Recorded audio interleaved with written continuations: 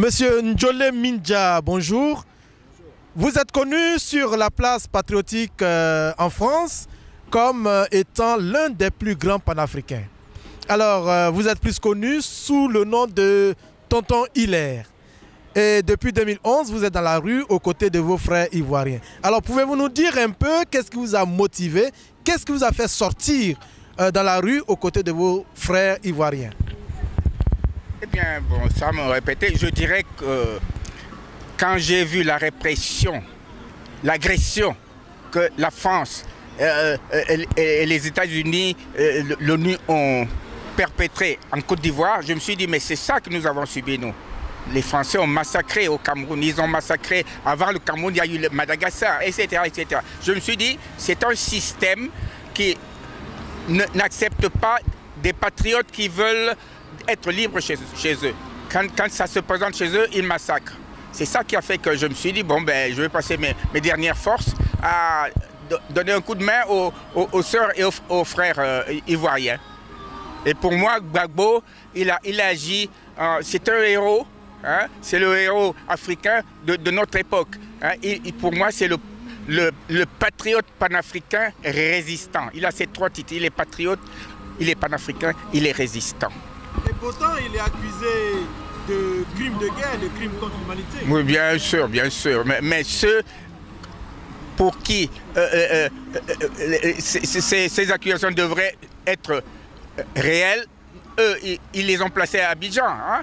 Et là-bas, ils font des tribunaux pour condamner des gens à 20 ans de prison, etc. etc. Donc, pour moi, s'il n'y avait pas d'âne mort, ce serait même amusant. Mais là, c'est tragique. C'est triste. Nous sommes actuellement devant la Cour pénale internationale, qui est un tribunal à compétence internationale.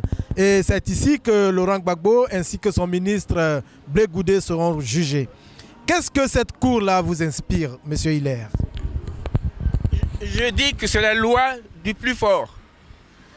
La loi du plus fort, parce qu'ils ont enlevé Gbagbo, ils ont enlevé Blé Goudé, ils les ont enfermés à La Haye, tout simplement parce qu'ils avaient les moyens de le faire. Au contraire, ils auraient dû amener ici ceux qui, effectivement, ont perpétré des troubles en Côte d'Ivoire, qui d'abord ont attaqué, ce sont des rebelles. C'est un rebelle qu'ils ont placé à la tête de la Côte d'Ivoire aujourd'hui. C'est un rebelle. Pour moi, toute cette justice-là, bon, c'est de la farce. Et je dis que ça va se retourner contre eux. La farce de la Haye va se retourner contre l'Europe et contre l'Occident. Parce que ça va venir.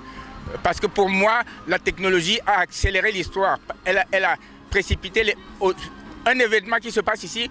On en prend connaissance pratiquement au même instant et un peu partout. Ça fait qu'on ne peut plus tromper les gens. S'il n'y a plus que la force brutale, et la force brutale peut changer de main. Alors, tonton Hilaire, quels sont vos espoirs pour l'Afrique de demain? Non, je dis que l'Afrique a tous les potentiels nécessaires. D'ailleurs, c'est pour ça qu'on l'agresse perpétuellement. Elle a le sous-sol, elle a le sol, elle a les forêts, elle a le soleil. Énergie donc gratuite. Et donc, nous avons l'avenir pour nous. Et je ne serai pas moi là, parce que j'ai 83 ans, mais vos enfants, vos petits-enfants, et surtout ceux qui viendront, vont faire de l'Afrique quelque chose d'extraordinaire. C'est un espoir, pas béat, c'est un optimisme, je dirais, objectif. Parce que je ne suis pas optimiste pour aller dormir. Je suis optimiste dans la rue pour me battre. Tonton Hilaire, si on vous demandait de faire 3 vœux, faites un seul vœu envers soit Laurent Gbagbo ou l'Afrique. Pour l'instant, qu'on nous laisse Laurent Gbagbo retourner dans son pays. Le reste, nous le ferons avec lui, et grâce à lui.